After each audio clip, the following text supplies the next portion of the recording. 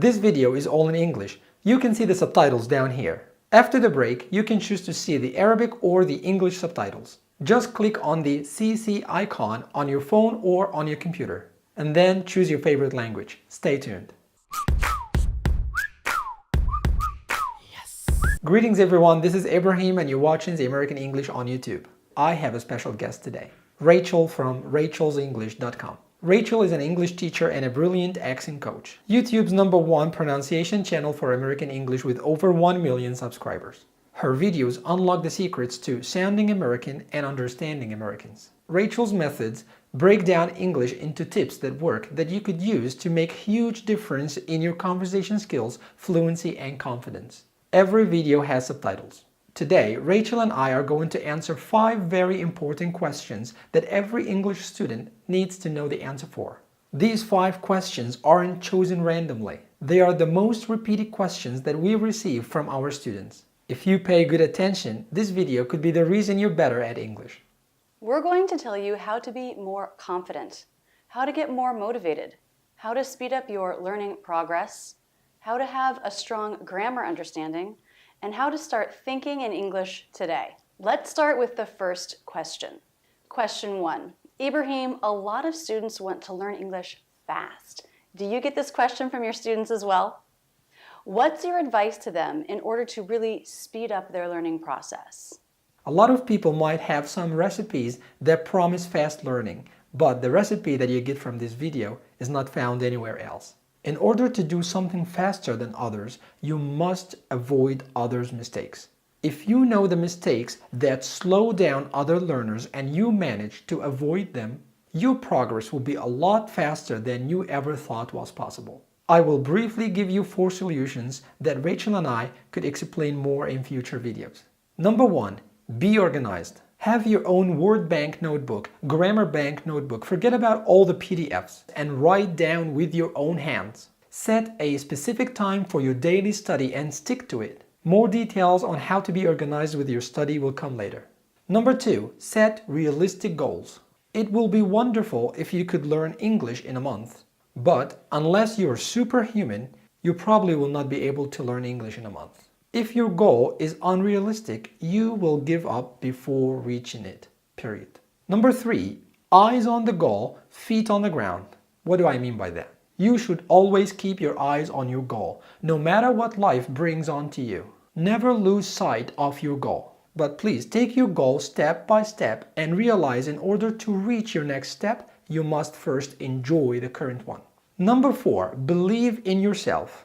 Here's what you need to tell yourself if you ever get discouraged or feel less confident in your own abilities. One sentence with great powers. Repeat this sentence to yourself. Say to yourself, if others can do it, I can too. Which leads to a very important question that I usually see students ask. Question 2. Rachel, what do you tell your students who feel less motivated to continue with the same excitement they had when they first started? The biggest problem that faces anyone I know with reaching any goal is motivation, and it's important not to neglect this. If you feel that your fluency goals are out of reach, or you feel discouraged about where you are, it can be really hard to motivate yourself. My most successful students are the ones who make small steps every day. Try this for 1 week. Record yourself speaking English. It can be short, just 15 seconds. Talk about what you did that day or what you ate for dinner. It doesn't matter. Don't plan it ahead. Then go back and listen to it. What's one thing that you know you could have done better? Was there a word that you needed to know? If so, look it up. Learn it. If there was a word you didn't pronounce well that was tricky for you, go to the internet. Go to Forvo or Youglish. Listen to native speakers saying the word over and over and imitate it.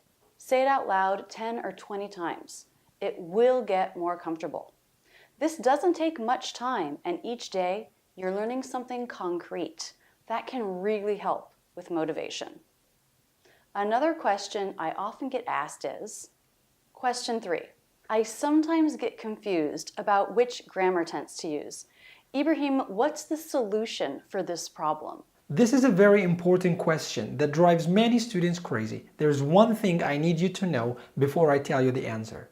Relax. You are not stupid. They call it a foreign language for a reason. It is foreign to you and you're trying to make sense of it. There's nothing in the world that people can figure out without having a problem or two, so you shouldn't let that get in the way. Here is what you should do to overcome this problem. Number 1, put all the major grammar points in a simple chart. You can categorize them under 3 categories, either past, present, or future. This can work as your starting point. After that, you can focus your effort on understanding the difference between the tenses under the same category. Let's take an example. You have made a chart and you put past, present, future. Number 1 you should do is understanding the difference between past, present, and future. After that, come to the present. For example, you will see something as simple present or progressive present. They're both under the present category. Now, what you'll have to do is try to really understand the difference between the simple and the progressive present. What makes a sentence in simple present? What makes the sentence in progressive present? Once you understood that, then it will be time for you to just play with it and make sentences. Don't be afraid to try it out. Only through trial and error will you get better and form a more solid understanding of the grammar point. Step 2.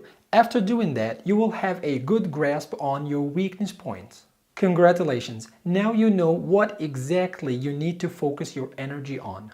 Study those points hard. Use them in sentences. Write stories using them. Work on them with all your might until they become very solid in your brain. Only then will you gain more confidence in your own ability. Speaking of confidence, here's a question that I think all of you would love to get an answer for. Question 4. Rachel, how do you help your students to gain more confidence in speaking English? Many of my students struggle with feeling confident in speaking English, and I have this trick. Develop an American version of yourself. I noticed that actors are very skilled at developing different accents. Why? They're developing a character at the same time. They're not just working with speech alone. They're working with their whole body, the physicality of the character. I noticed that when my students developed an American character of themselves, an American persona, that they started to have more fun with it and look more relaxed and natural and confident when speaking. Because part of learning a language is allowing yourself to be playful. You're dealing with sounds and positions of the mouth that are totally foreign to you. Some people want to back away from anything that feels strange. With your American persona, you can invite yourself out of your comfort zone, allowing yourself to be a more accurate imitator of Americans. And when you can do this, when you can really imitate Americans well, nothing is going to stop you from sounding natural and confident when speaking. Which leads to the next and final question. Question 5. Ibrahim, how do you help your students think in English? This is by far the most important question in any language learning. Books have been written for the sole purpose of answering this question. You are probably tired of all the big scientific words on how your brain works and how you can program it to form thoughts in a different language. You are absolutely right. It shouldn't be that hard to explain. Here is what I believe the fastest way to do it, speaking from experience. I think in 4 different languages, and trust me when I say it is not as hard as you think it is. Here's what you should do starting today, and you will see results in no time. Number 1, make a brand new English notebook and make it English only. Nothing from your native language should ever go there. Number 2, make this your word bank, meaning every single word that you know, keep it there. Number 3, under each word in your notebook, you will make a sentence using this word. And if the word has multiple meanings, so make multiple sentences.